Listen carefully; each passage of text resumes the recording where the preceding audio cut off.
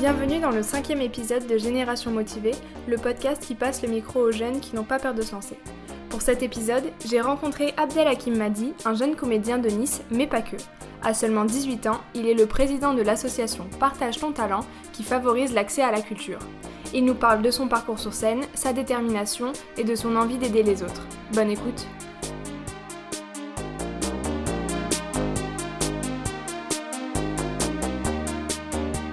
Je m'appelle Abdelhakim Madi, je suis jeune comédien niçois, j'ai 18 ans, j'habite à Nice au quartier des Moulins et je suis aussi président d'une association au quartier des Moulins, Partage ton talent.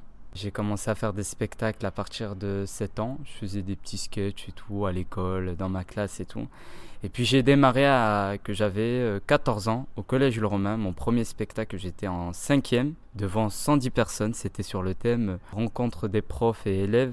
Et puis moi je faisais le papa arabe avec mon djellaba, ma chaussette et tout, avec mes babouches. Et puis j'avais genre mon fils, mais c'était même pas cohérent, il s'appelle Babacar et c'était un Sénégalais. Et puis il y avait un prof, il s'appelle Youssef Kassoul et puis on faisait ce jeu-là, un spectacle de 5 minutes. Et c'est là où j'ai décidé de faire un spectacle. Tout le monde, ils ont adoré, tout le quartier, ils étaient là, ouais, continue comme ça. Et puis jusqu'à maintenant, je fais des spectacles. En fait, au début, chaque fois que je parle ou je raconte une histoire, tout le monde rigole. Et c'est ça ce que j'ai aimé au début.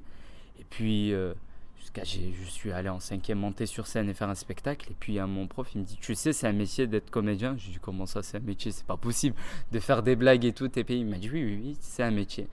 Et puis, j'ai décidé de commencer à faire des petits spectacles et à écrire des petits sketchs. Jusqu'à maintenant, mais je suis toujours étudiant en technicien en installation du système énergétique climatique. En gros, je suis technicien en climatisation, chauffage et en tuyauterie de plomberie. Mais voilà, ça va, je suis bien. Je suis à côté un peu à l'école, à côté dans le monde associatif ainsi qu'au milieu, je fais des spectacles. C'était le 27 octobre 2017, c'était les Moulins font place nette. C'est là où j'ai joué la première fois au quartier des Moulins, grâce à la maison du projet, c'est la métropole, qu'ils ont organisé cet événement pour les personnes en difficulté en technologie. Du coup, j'ai fait un thème, mon encre sur le net. Du coup, j'ai raconté sur la rénovation du quartier, j'ai parlé en fait du quartier en gros. Et puis, ils ont adoré, ils ont aimé. Et puis, il y a eu Madame Dominique Estrosi-Sassonne, la sénatrice, elle a adoré mon spectacle. Et puis, tous mes amis, ma famille. Et c'est là où j'ai dit, j'ai vu mon metteur en scène, j'ai dit là, il faut qu'on commence à faire des grandes choses parce qu'il y a tout le monde qui adore mon spectacle.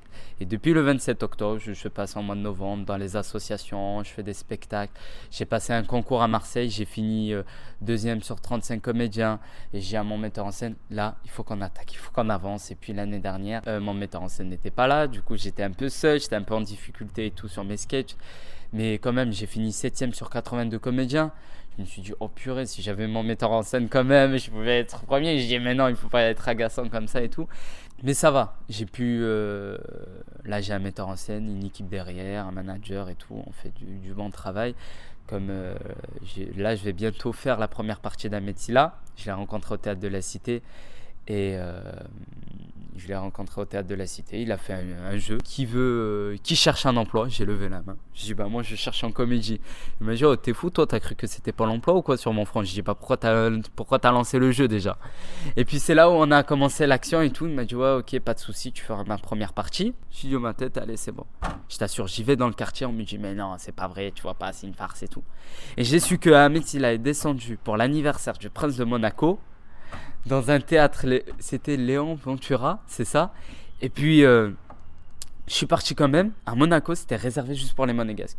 Je t'assure, je tournais en rond, je tournais en rond. On m'a pas laissé rentrer. Puis je suis arrivé et tout. Il y avait une dame, elle vient, avec une sourire, avec un billet. Bonjour monsieur, vous êtes Abdel Khaled Al-Khatari? Ouais, c'est moi. Puis elle m'a dit, tenez votre badge, tenez votre place, excusez-moi. Hein. On vous avait fait attendre, votre papa, il nous a appelés. Allez, tout droit. Je t'assure, je suis allé tout droit chez les VIP. Il n'y avait que des monégasques qui m'ont regardé comme ça parce que moi j'étais en survêt Nike, tu vois.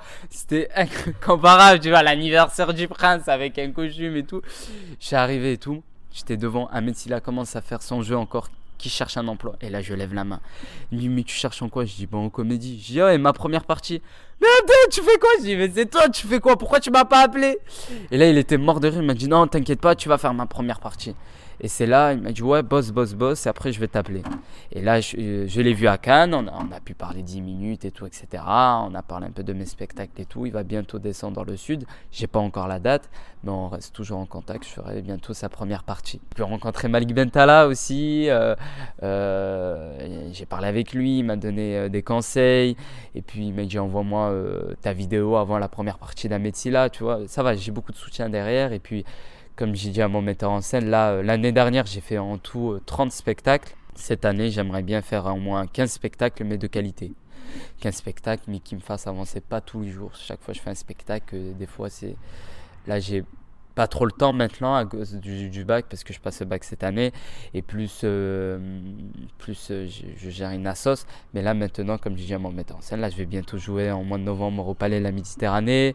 Je vais monter à Paris au Panama Café, tu vois, j'essaye d'aller un peu dans les cafés-théâtres et faire des mini-spectacles, au fur et à mesure. Bah oui, ma mère surtout au début, elle m'a vraiment soutenu, puis mon père au début, il a cru que c'était à la rigolade, les études, on connaît bien les papas, mais après il m'a vu que je passe à faire des concours, il y a plein de journalistes qui passent me voir, et puis mes salles, ils sont toujours remplis, que je le fais au quartier ou ailleurs. Puis mon père, il m'a dit, ok, il n'y a pas de souci, si tu fais ça autant à loisir, continue, mais ne lâche pas. Après, voilà, après je continue toujours, mes parents viennent, ma famille, mes amis.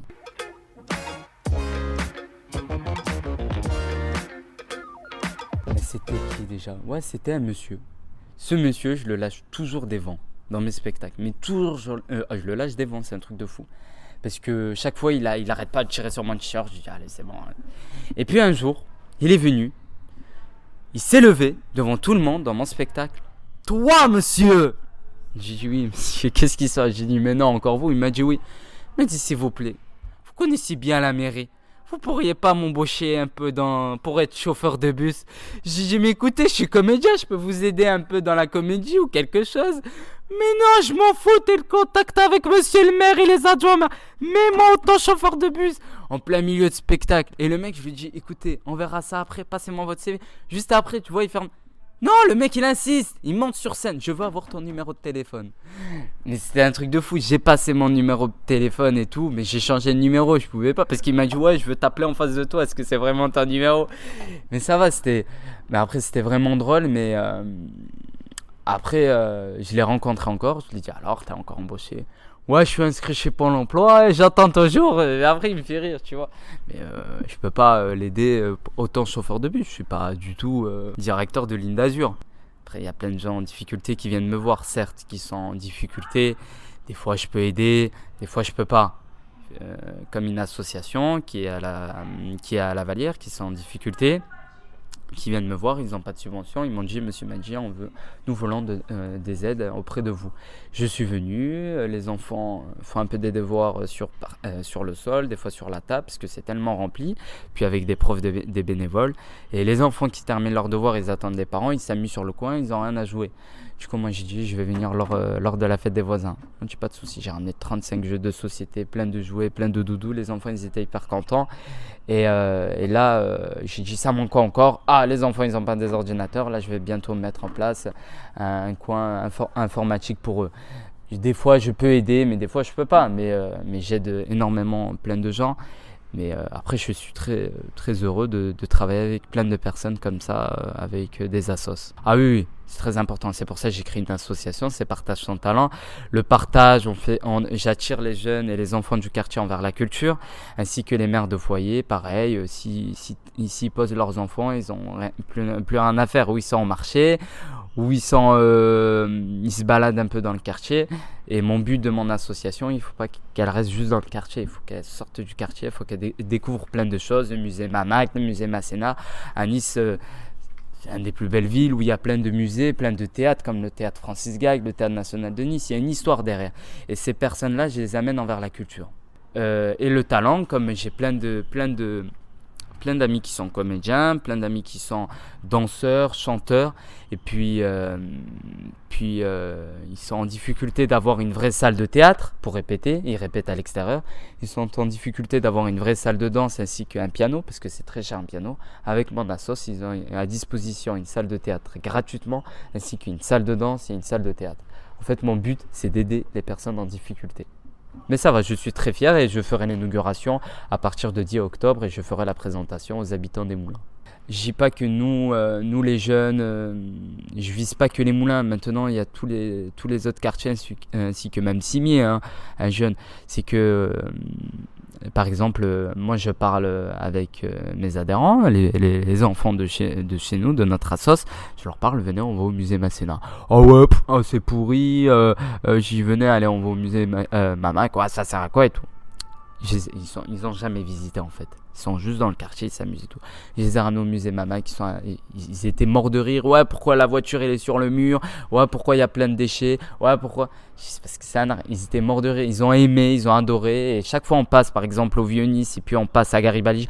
Ouais, on va au musée Mama, quoi, on va au musée Mama. Et puis voilà. Après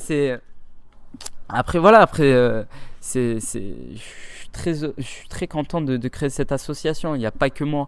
Il y a Leïla Attari, autant animatrice.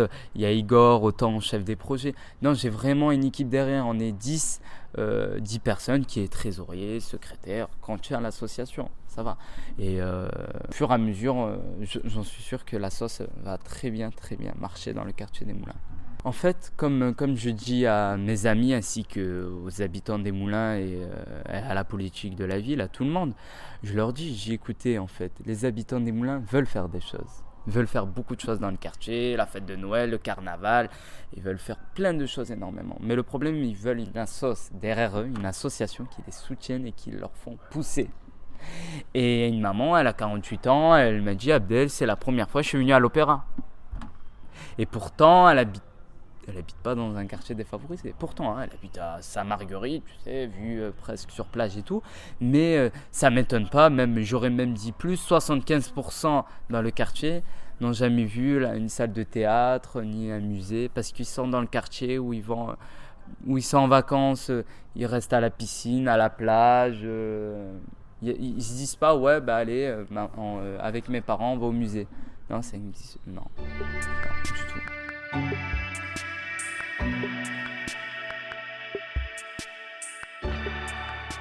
Beaucoup Ahmed Silla et Jamel Debbouze et Kadel Malé. Moi, je suis pas trop stand-up avec un micro posé comme Fari et comme Haroun. Non. Moi, je bouge.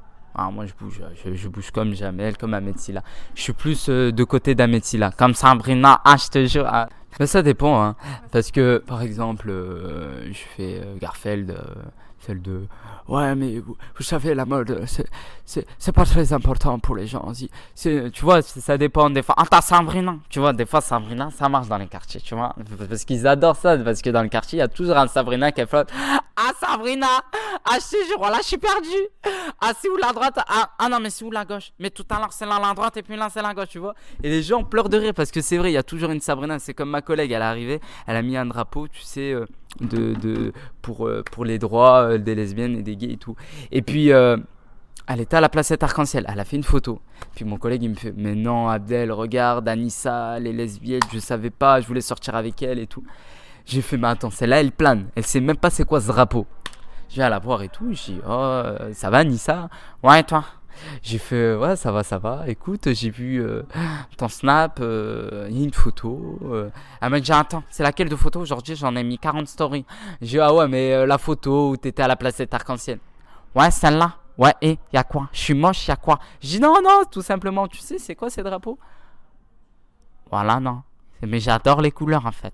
J'ai fait, c'est un drapeau pour les droits des gays et des lesbiennes. Comment ça? Genre maintenant, les homosexuels et lesbiennes, ils ont un drapeau.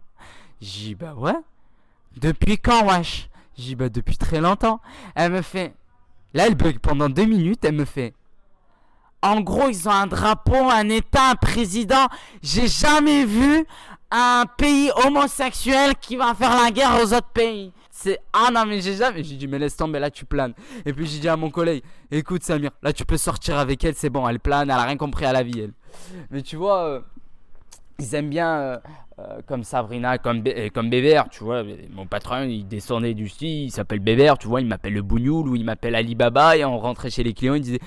faites attention, je fais rentrer Alibaba, je sais pas où il est, 40 voleurs, tu vois. Et c'est une source d'inspiration, ça tourne. Des fois, ma tante, elle était tellement heureuse hier, elle a annoncé à ses copines devant l'école. Elle a fait you. Wallah, mon fils, il a créé une association. Partage pantalon. Et c'est ton talent, pantalon. J'ai dit, oh purée, la honte. Tu vois, t'as plein de gens que je rencontre, comme ma voisine et tout, comme Maïram, sénégalaise, pareil. Elle vient me fait, c'est quand tu passes sur scène. Je lui ai fait, c'est bientôt là. En plus, je vais faire la première partie de Ahmed Silla, c'est un Sénégalais. Elle était super contente. Madeleine, elle est en train de danser. Je dis, mais purée, c'est une source d'inspiration. Je rencontre plein de personnes qui me demandent dans le quartier, qui me parlent et tout. Mais je pleure de rire. Je dis, mais qu'est-ce que tu fais là? Monte sur scène avec moi. Et ça va. Ça dépend. Par exemple, si je prends des fois un texte du quartier, je peux pas, par exemple le spectacle du quartier, des fois ça peut bien marcher, et des fois si je vais à Cimier ça peut pas marcher, parce qu'il n'y a pas les mêmes délires. Si je fais à Cimier, c'est un autre texte, que ça peut toucher tout le monde, mais dans le quartier des fois je touche que au quartier, parce que je suis dans le quartier, c'est des différents textes.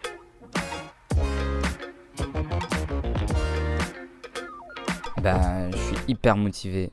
Comme il dit le roi Hassan II, qui se repose en paix, l'ancien roi du Maroc, il dit: les batailles de la vie ne sont pas gagnées, ni par les plus forts ni par les plus rapides, parce qu'on n'abandonne jamais. Et j'ai compris, il faut toujours se battre pour avoir des surprises qu'on a bien réussi. Si on essaye, allez, une semaine tous les jours, ah ouais, ça marche pas, on baisse les bras. Non. Je dis pas que des fois tous les jours ça passe très bien, je bosse normal. Non, il y a des personnes qui vous mettent des bâtons dans les roues, il y a des personnes qui est des fois contre votre projet, qui est contre parce que vous êtes jeune, vous avez 18 ans, parce que vous avez créé une association, car vous êtes à l'écoute de tout le monde, car vous faites des spectacles. Des fois il y a un côté qui a des gens positifs, comme ma famille, comme mes amis du quartier et tout. Ils me disent: bravo Abdel, continue comme ça. Et ces personnes là, je les écoute, et puis je suis à fond là-dessus, et puis je regarde ni à droite et ni à gauche et ni derrière. Même si on me fait des coups de crasse, j'y vais tout devant pour les emmerder. En fait, je suis comme ça en fait, et j'avance. Et puis certes c'est vrai, j'ai 18 ans, à 18 ans on me voit, oh putain, on me voit mes collègues: oh, mais Abdel, on dirait que t'as 36 ans ou t'as 45 ans, avec tous tes projets, ce que tu fais, t'es là, tu fais des actions, tu fais des projets dans le quartier et tout, t'es hyper motivé. Parce que j'aime bien ça. Et ça dépend des jeux. T'as un jeune qui aime bien le foot, qui est là à fond dessus. T'as un jeune qui aime bien la play, qui est là H24 sur la play. Moi j'aime bien, c'est de faire des spectacles, être ouvert envers tout le monde, et faire des spectacles et faire des projets dans le quartier pour l'amélioration des conditions de vie des personnes. Se lancer, c'est plusieurs artistes, ils disent travailler. Beaucoup d'artistes, ils disent travailler. Après, moi j'y travailler, mais surtout écouter soi-même, toujours. Et si tu le fais, c'est avec ton cœur. N'attends de rien envers personne. Et surtout, il faut jamais abandonner et ne jamais écouter les autres. Même si on te parle mal de toi, parce que ce que tu fais, c'est un truc bien ou pas bien. Mais si tu aimes bien dans ton cœur et dans ton fond, et si tes parents aiment bien, n'abandonne pas, fonce. Il faut toujours aller faire son spectacle, son cœur, tu vois. Et même s'il n'y a personne pour te soutenir, c'est pas grave. Tu vas leur prouver. Tu vas te battre, il faut que tu travailles, puis faire des spectacles. Tu écris tes propres spectacles, tu regardes des spectacles d'Ahmed Silla, de Jamel Debbouze et tout. Tu t'inspires un peu, tu vas dehors, tout simplement, tu regardes, tu prends ton cahier. Et là, il y a énormément d'inspiration. Et comme je fais moi, j'ai jamais abandonné. Et même si ça marche, tant mieux. Si ça marche pas, au moins je suis très fier. Et comme si j'aurais des enfants plus tard, je dis voilà ce que j'ai fait, regardez mes photos, regardez mes vidéos, j'ai jamais abandonné, je suis là, je suis très fier de mes projets.